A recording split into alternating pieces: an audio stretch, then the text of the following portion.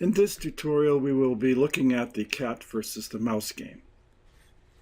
First, let's see what the field is like. We'll click on this screen symbol at the upper left-hand corner, and here we have our field. We can see that there's a soccer field that we drew using the paint program that's in Scratch, and we have two goal sprites, a cat sprite, a mouse sprite, and the ball sprite.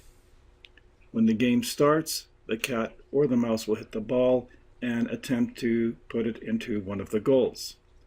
When the ball sprite touches a goal, then the game is stopped and a score is increased. So at the upper left-hand corner, we have three variables that we created in the program. One is time. Time counts down from 60 by 1 second, so it is a 60-second game. And of course, you can change that in the program, in the script. We have a cat and a mouse score, and they keep track of how many goals are scored for the cat and for the mouse. We created this field, and these sprites are dimensioned according to the grid provided by Scratch. Let's minimize and go through this. First, we have our stage. The stage has two backdrops. So we start off with the backdrop for the game. Let's take a look at the script. Here we have a script, so we can have scripts for stages, and it's convenient to put variables such as time and maybe even sounds in this area so you can see them all at once. We only have two separate programs in this script. Here we have the starting script that's associated with the stage area. When the green flag is clicked, set the variable time to 60. And so when we were programming this, we went to the data area and created the variable time. We have a loop or a repeat structure here, and here are our line by line or sequential structures. Remember, there's three kinds of structures in any script or program. So sequential, loop, and inside the loop are two sequential instructions. Inside we see that we wait for 1 second. So this script waits for 1 second. It subtracts 1 from the time variable, so the first time it runs, the 60 will turn to 59 because it subtracted 1, and you repeat this 60 times. At the end of 60 times, you stop all, which means all the scripts in the entire area, the entire game, are stopped.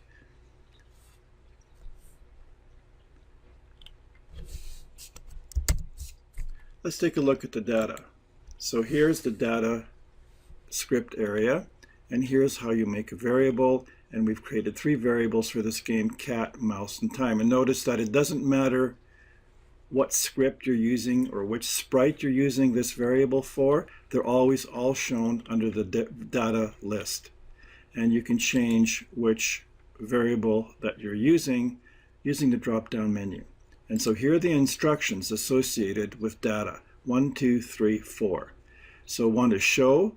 Down here we have show, and that's what shows the variable on the stage. If you don't want it to show, then you would of course hide it.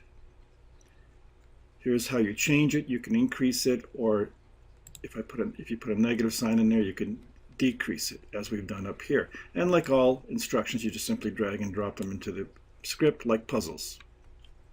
Over here we have another script in the script area, and it says when I receive a message, play a note number 60 for half a beat. And you can play with the note instructions to see what the notes sound like, or look at a reference to see which notes they are using musical notation. So somewhere, someone or some script must be sending a message for others to receive it. So this is like a mailbox function. You can think of it as someone posts a letter, and the letter has a message in it, and the message is received when it's delivered to some other area. So in this case, another sprite or another script. So the stage is not a sprite, and it can have scripts associated with it. Let's take a look at the backdrops and see if the script changes according to the backdrop. So the stage in this program has two backdrops. This is the soccer field. Let's go to the XY grid. There we have the XY grid, which we used to dimension or make sure everything has the same size according to what we drew on our storyboard for the game. If you remember, we have the grid on the storyboard, and you counted how many steps the goals were, what size they were, how many steps the mouse and the cat and the ball were as far as size goes. And we usually use a horizontal to begin with in this case, and then we can also dimension the vertical. Let's take a look at the script. Oh, the script didn't change. It's the same script that we saw when we have the soccer field. This means that the stage has a script associated with it, or comes with a script, and it's the same script for all backdrops. It doesn't matter how many backdrops you have. It's the same script. So that's good to know. Let's go on to the other sprites. Here is our cat sprite. If you click on the eye, you get the information. You can rename it. So I can rename it cat from cat 2, and you notice that its positions x minus 120 and y 0, and the direction that it faces is 90 degrees, which we know is scratch talk for looking to the right. The rotation style is how the sprite can move. In this case, it can turn around all like in a circle all the way around. The next option is it flips one side or the other. So it doesn't rotate, it simply flips.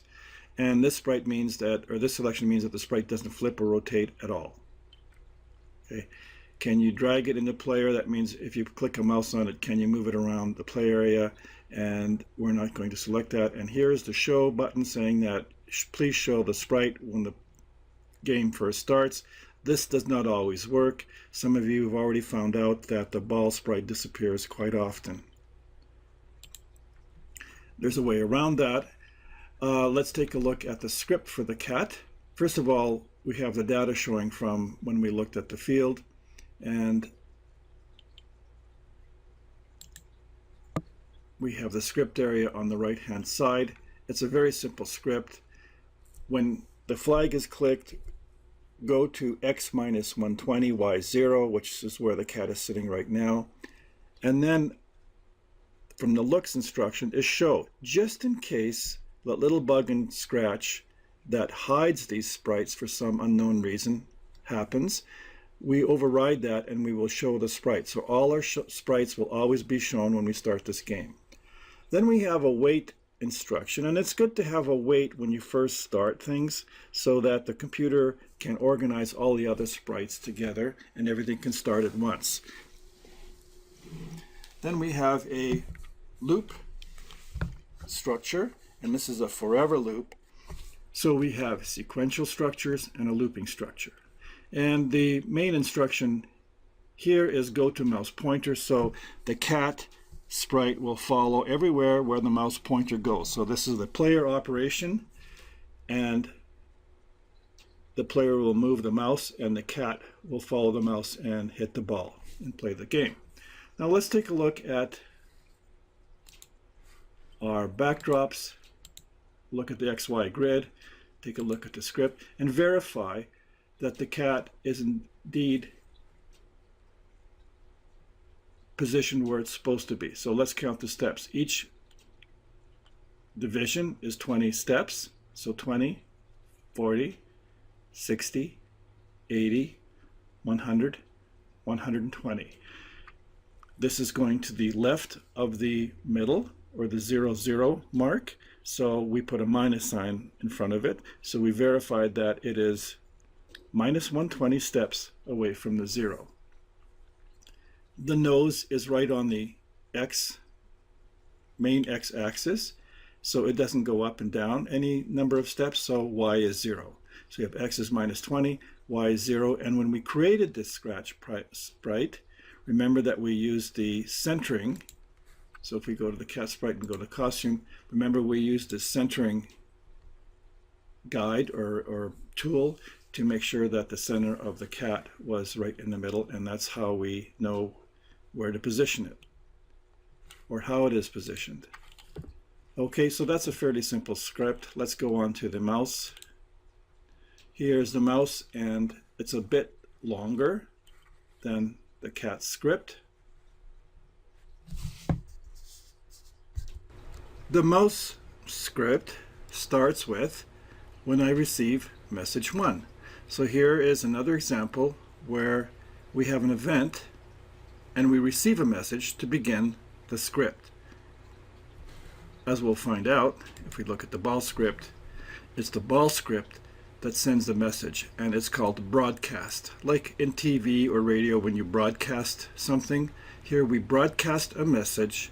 So the message is sent to all of the sprites, the cat, the mouse, the ball, goal 2 and goal 1, and the ones that have when I receive message 1 will have a script activated, or a script will run. Even the ball script has a when I receive message in it. Let's go back to the mouse. So the mouse receives a message, and when it receives a message, it starts its script. We have sequential instructions here. The first thing that we do is we have the mouse go to x90, y0, which is over here, and we can count on the grid 20, 40, 60, 80. That's 100, so between 80 and 100 is 90, and that's the center of the mouse. And when we made the costume, that's where we centered the mouse.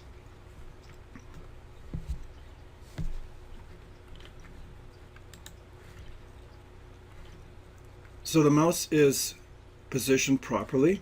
Then we have the show instruction from the looks menu. And we wait for 1 second, which is from the control menu or the control block area. And again, these are sequential instructions. Now we have a forever loop, which goes all the way down here. So you follow the loop here. So that's a loop structure. And it hugs 2 decision structures. So here we have a script that has all 3 structures that are used in structured programming: sequential, loop, decision. Line by line, repeat, if then. Our first decision is very interesting. Here's the question it asks. If the x position of the ball is greater than minus 180, where is minus 180? 20, 40, 60, 80, 100, 20, 40, 60, 80. So minus 180 is just past the cat's tail, and you can just see the goal here. It's white and it's breaking the grid lines. So it's just in front of the goal, which is goal number 1.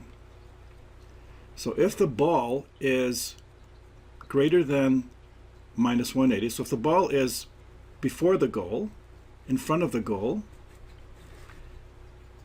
and so the first part of the question is the ball in front of the goal? And if the x position of the ball is less than 170. So both of these have to be true for this sequential instructions in this decision structure to run. What does this mean? 170 is over here. So we know this is 240, 220, 210, 200, 180. So somewhere 170 is here. So somewhere between this area and minus 180. So if the ball is anywhere inside that area, greater than minus 180, less than 170. So if the x position of the ball is in that area, point towards the ball, have the mouse point towards the ball, and move 4 steps. If the ball is in the area in front of the goals, then the mouse will go towards the ball 4 steps at a time.